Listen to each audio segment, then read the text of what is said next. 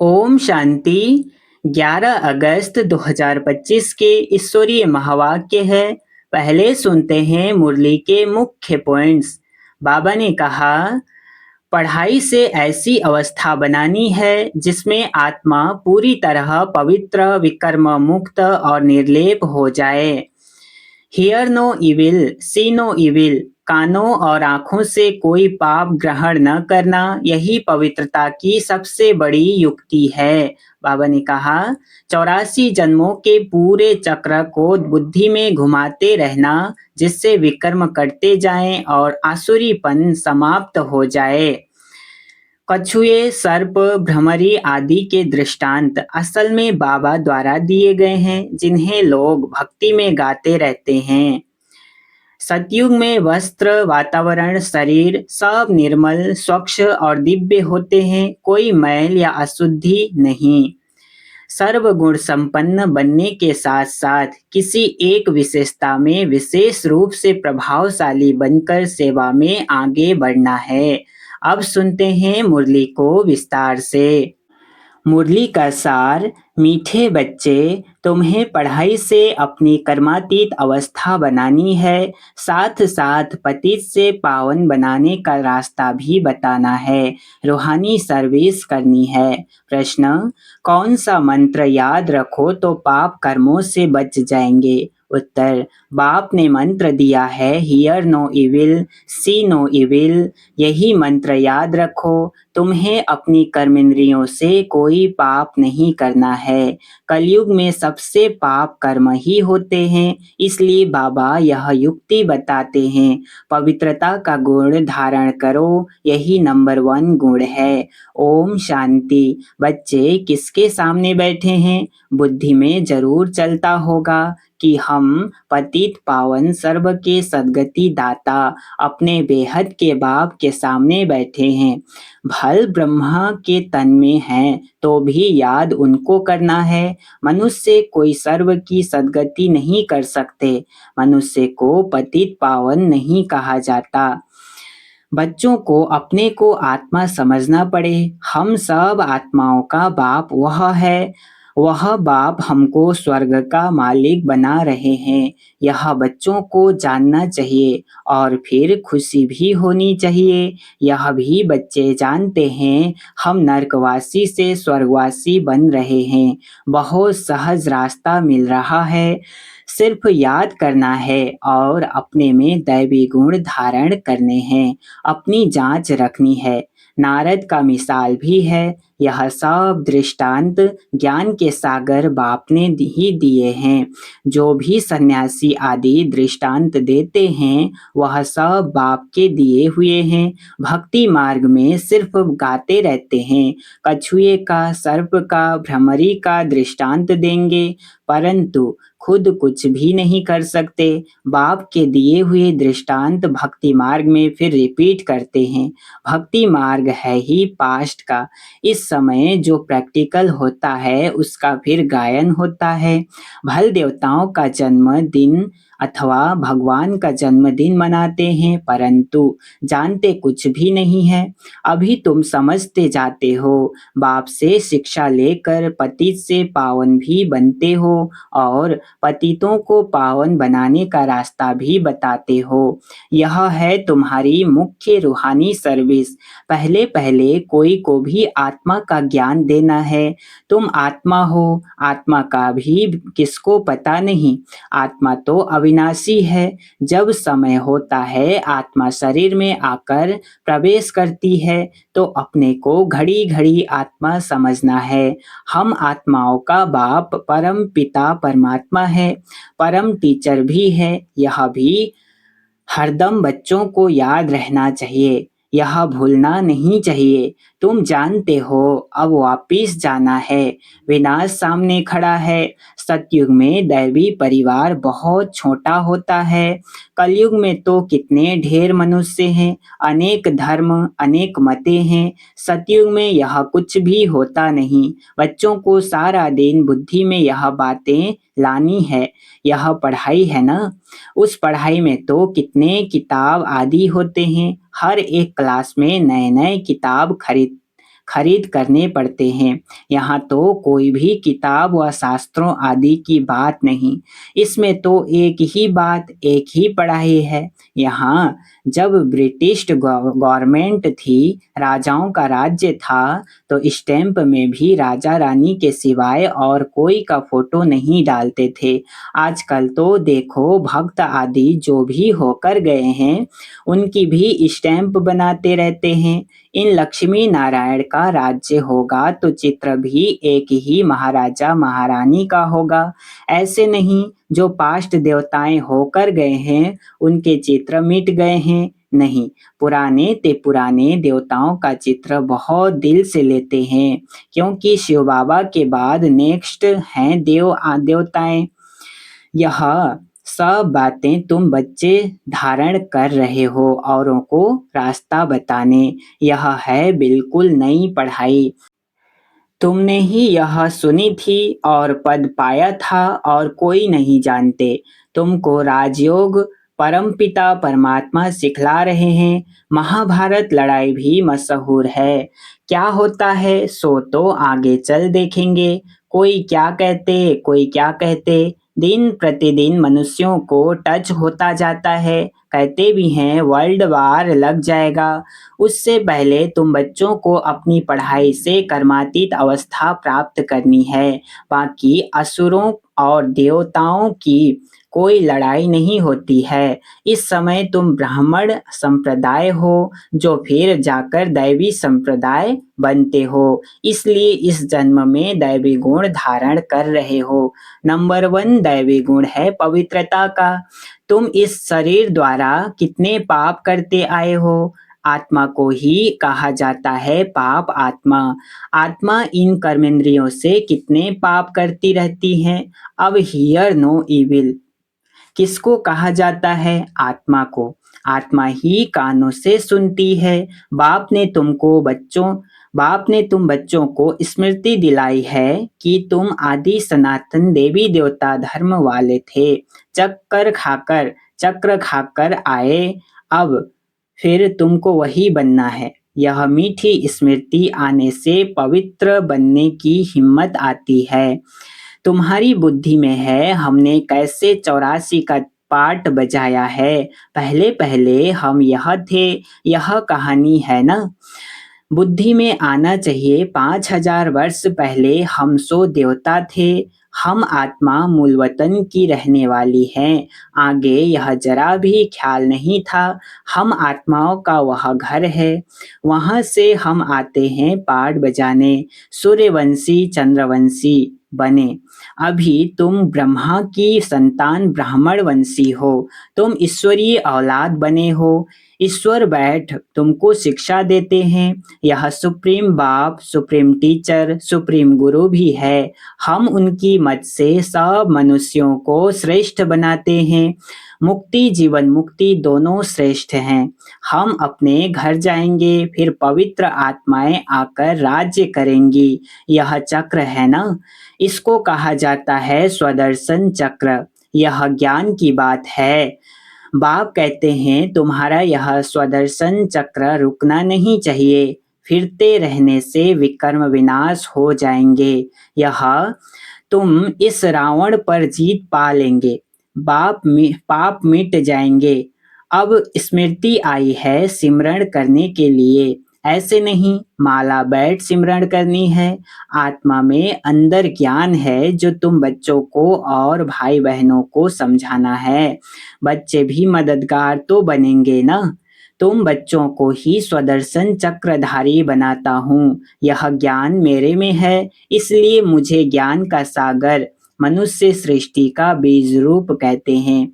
उनको बागवान कहा जाता है। देवी देवता धर्म का बीज शिव बाबा ने ही लगाया है।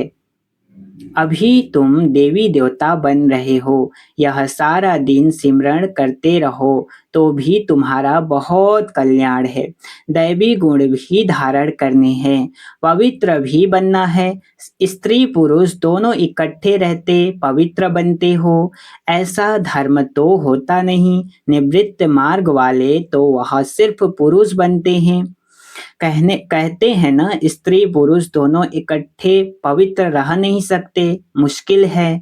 सतयुग में थे ना, लक्ष्मी नारायण की महिमा भी गाते हैं। अभी तुम जानते हो, बाबा हमको शूद्र से ब्राह्मण बनाए, फिर देवता बनाते हैं। हम ही पूज्य से पुजारी बनेंगे, फिर जब वाम मार्ग में जाएंगे तो शिव का मंदिर बनाए पूजा करेंगे। तुम बच्चों को अपने 84 जन्म का ज्ञान है। बाप ही कहते हैं तुम अपने जन्मों को नहीं जानते हो, मैं बताता हूँ, ऐसे और कोई मनुष्य कह न सके। तुमको अब बाप स्वदर्शन चक्रधारी बनाते हैं। तुम आत्मा पवित्र बन रही हो, शरीर तो यहाँ पवित्र बन न सके। आत्मा पवित्र बन जाती है तो फिर अपवित्र शरीर को छोड़ना पड़ता है। सब आत्माओं को पवित्र होकर जाना है। पवित्र दुनिया अब स्थापन हो रही है, बाकी सब स्वीट होम में चले जाएंगे। यह याद रखना चाहिए। बाप की याद के साथ साथ घर की भी याद जरूर चाहिए, क्योंकि अब वापिस घर जाना है। घर में ही बाप को याद करना है। भल तुम जानते हो, बाबा इस तन में आकर हमको सुना रहे हैं, परंतु बुद्धि परमधाम स्वीट होम से टूटनी नहीं चाहिए। टीचर घर छोड़कर आते हैं तुमको पढ़ाने, पढ़ाकर फिर बहुत दूर चले जाते हैं। सेकंड में कहाँ भी जा सकते हैं। आत्मा कितनी छोटी बिंदी है, वंडर खाना चाहिए। बाप ने आत्मा का भी ज्ञान दिया है, यह भी तुम जानते हो। स्वर्ग में कोई गंदी चीज होती नहीं, जिसमें हाथ पांव अथवा कपड़े आदि मैले हों। देवताओं की कैसी सुंदर पहरवाइश है, कितने फर्स्ट क्लास कपड़े होंगे, धोने की भी दरकार नहीं।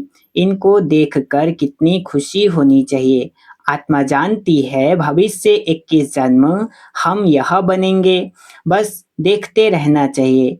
यह चित्र सबके पास होना चाहिए, इसमें बड़ी खुशी चाहिए। हमको बाबा यह बनाते हैं, ऐसे बाबा के हम बच्चे फिर रोते क्यों हैं?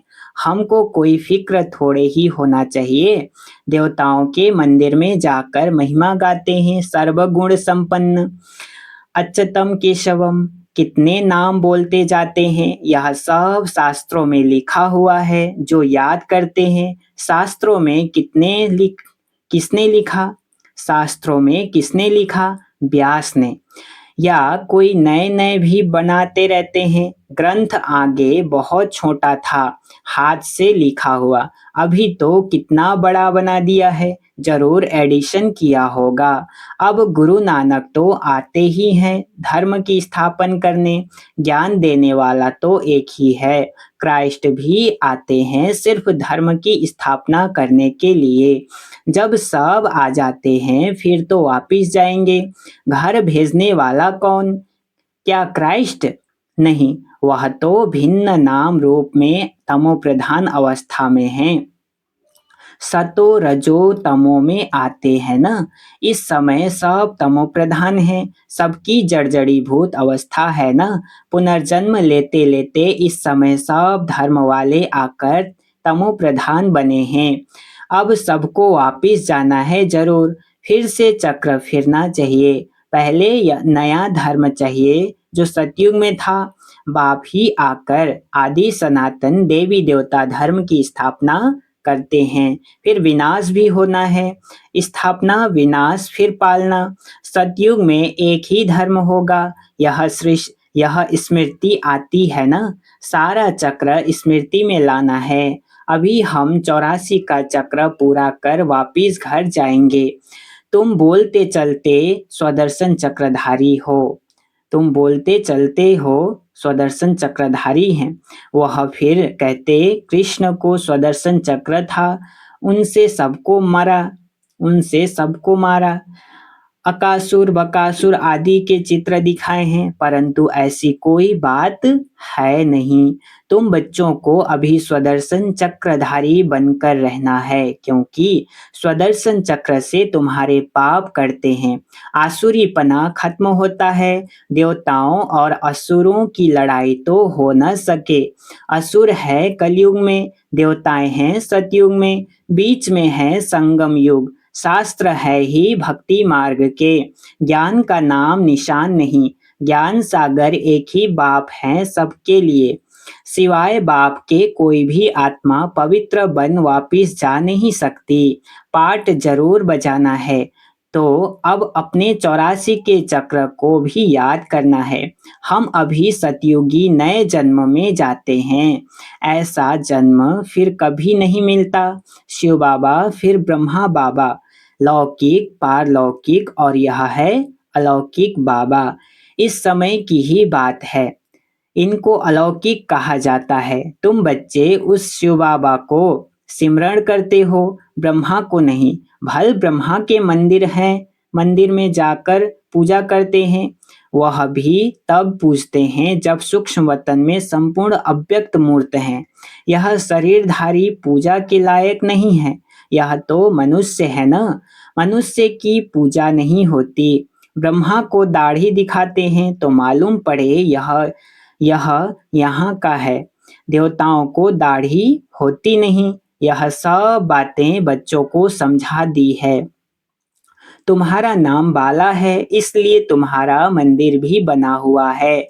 सोमनाथ का मंदिर कितना ऊंचते ऊंच है। सोम रस पिलाया, फिर क्या हुआ। फिर यहाँ भी देलवाड़ा मंदिर देखो, मंदिर हूबहू यादगार बना हुआ है।